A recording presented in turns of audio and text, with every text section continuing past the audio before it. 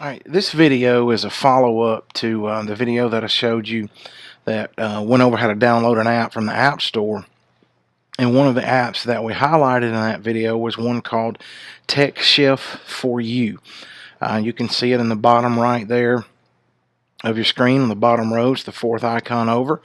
If you haven't had a chance to download it yet to your iPad or even to your iPhone, if you have one, I would suggest you do so, because I think you're going to see here in just a minute that it's an app that kind of curates and brings together a lot of good suggestions for educational apps that can be used in your classroom. An educator and teacher has put this together. Her contact information is included within the app, and I'll show that to you. But it's a real simple app to learn how to use, and it can serve as a good springboard or starting point for you as you search for apps that may can tie into your curriculum and what you do in your classroom. So let's begin by opening the app. It's TechChef4U, and again, if you're on the iPad, this is one of those apps that it is intended for the iPhone, but it will work for your iPad. Okay, so you see the 1x button down there in the bottom right corner right now. If I hit that, it shrinks back to its original size, which is intended for the phone. But if I hit the 2x button, it blows it up to where it pretty much fills up the screen. And from your starting screen here, you have really two main options. Up there at the tip of where the animated figure is holding the spoon, you see the Twitter, Facebook, Pinterest, Google Plus, and LinkedIn icons. If you hit in that general area and you tap up there, you get all of the feeds to the social networks that TechChef4U is on. You can access her Facebook page, you can access her Google Plus page, you can access where she is on SlideShare or on Snapguide, Twitter, any of those. Now, several of those are going to be blocked while you're on campus, but you can access those from outside of the school, and you can find the information that could be useful and save it there or bookmark it on your iPad. Obviously, you're not going to be able to access Facebook or Pinterest there, but something like Google Plus, if you go in and you log in with your Google password, you can access her page. Edmodo's the same thing. It'll take you there. It may ask you to create an account. And I know I haven't used sites like Snapguide or Symbaloo much, but I would definitely suggest that you access her Twitter off campus. And if you have a Twitter account, follow TechChef4U, because she'll send a lot of these items and things directly to you there. But the main part of this app that's very useful is down there at the bowl. You can see the little bowl down there with some of the icons sticking out of it. If you tap on that area, that's where it's going to take you to the page where you can browse apps. And you see that she's already set it up to where you can look at apps for both platforms, or iPhone or iPad only. If you don't like how it blows up an app on your iPad and you don't want to use an iPhone app, that's fine. You can search just for iPad apps. Most of the time, though, if it's made just for iPhone, you're not going to have a whole lot of trouble on the iPad. Things may look a little larger, but it should function just fine. So let's leave it with all on our platform, and let's just do a sample here. Let's search for something in the high school realm, and we'll select 9 through 12, and then under categories, we can go through here and select fine arts, language arts, math, product-based reading science. You see that there. So let's look at something under math this time. If I select math, I'll just touch on it, and then I'll hit select in the top right corner there. Okay. And it'll go back to that page there. Okay. So I've got my categories selected. You can see where math, we highlighted math.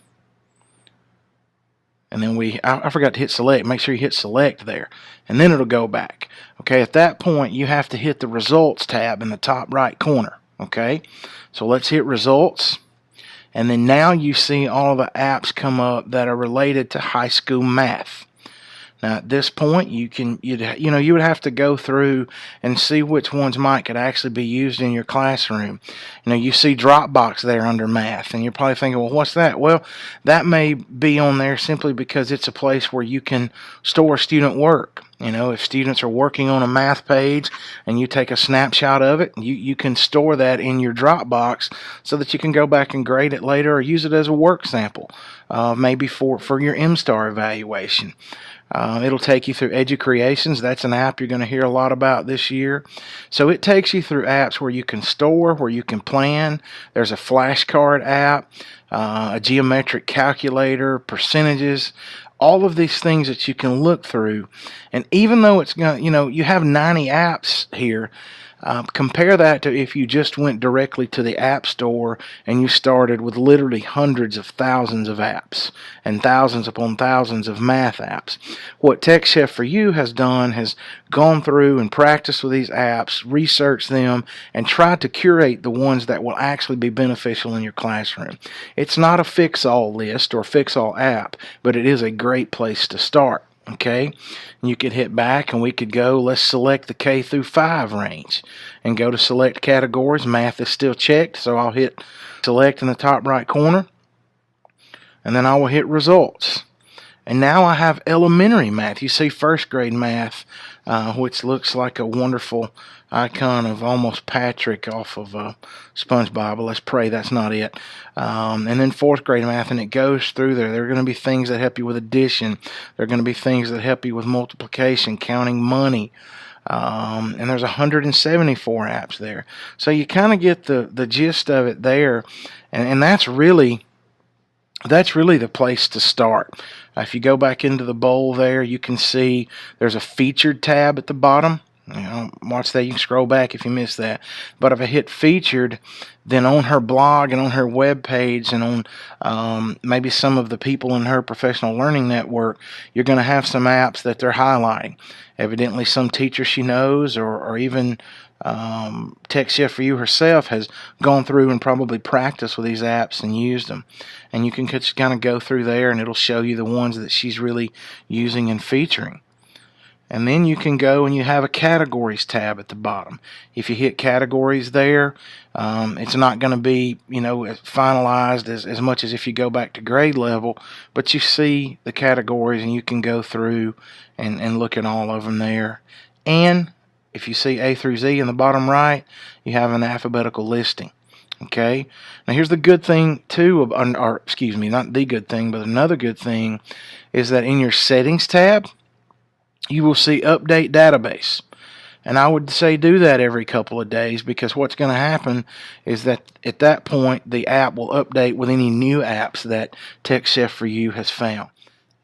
All right, another cool aspect of this app is the other settings that TechChef4U has at the bottom. If you look at the bottom of your screen, on the far left corner, you've got where we've been so far, where we can connect to her social networking sites or to the actual apps themselves. But if you hit the Studio tab at the bottom, the second one from the left, you get a neat little animated studio settings. And you have the on-air tab, you have the microphone, you have the iPad laying on the desk, and you have the books on the bookshelf. This is a pretty neat resource for some lesson plan ideas and some professional development. For instance, if you select the books on the bookshelf, you will be taken to free ebooks that she has created.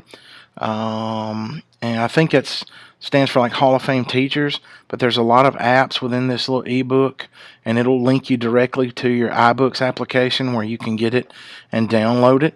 Okay, I won't take up a lot of your time in the video right now doing that, but it will take you directly to it. I'll show you how to pop up. See, and it's free. It's 58 pages, and it covers Bloom's taxonomy and how to use these apps and that type of thing. So it's a really great resource for those of us starting with iPads. If we go back to the app and we back up, you also have PDFs there. Some lesson plan ideas that you can look through. If you select the iPad itself laying on her desk, that's going to take you to her YouTube channel. And her YouTube channel, and it'll open up in the YouTube app, but her YouTube channel, or it may go mobile here. Okay, you can see that I've got the YouTube app installed, and up at the top it asks me if I want to use that or if I want to just go mobile. But just for the sake of time, Her name is Lisa. Her real name is Lisa Johnson, and you can see there that she's got several videos up. As a matter of fact, she has 55. And if I go to her videos, then there's some ideas there on how to care for your iPad, how to teach with it, science apps that works, different reviews. Totally optional, but it's neat that she's included that there for us. Okay, and then if I hit on air, that would take us to her radio show and her podcast. Okay, the other thing is stage, just real briefly, if you wanted to book her for a speaking event or the district wanted to bring her. And then settings I've already shown you. You can contact her directly, or that's where you would hit update database to get the most recent apps. But that's an entire overview of the all the functions there on the app itself. These are apps that have the technology, obviously, but they're integrated into a lot of the things you do in your curriculum.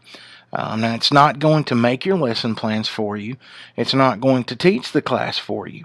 But it is going to give you things where if you want additional help for addition and you want to break away from just a worksheet, or you want to try practicing some aspects of language arts in a different way, this would be a good place to start. And it is an app that I suggest for you, especially if you're new to the iPad, that I would suggest that you start with this instead of maybe jumping in and trying to dig all through the App Store. Whatever you're comfortable with is fine. But I think TechChef4U will become a good friend of yours throughout the year. All right, please let me know if you have any questions.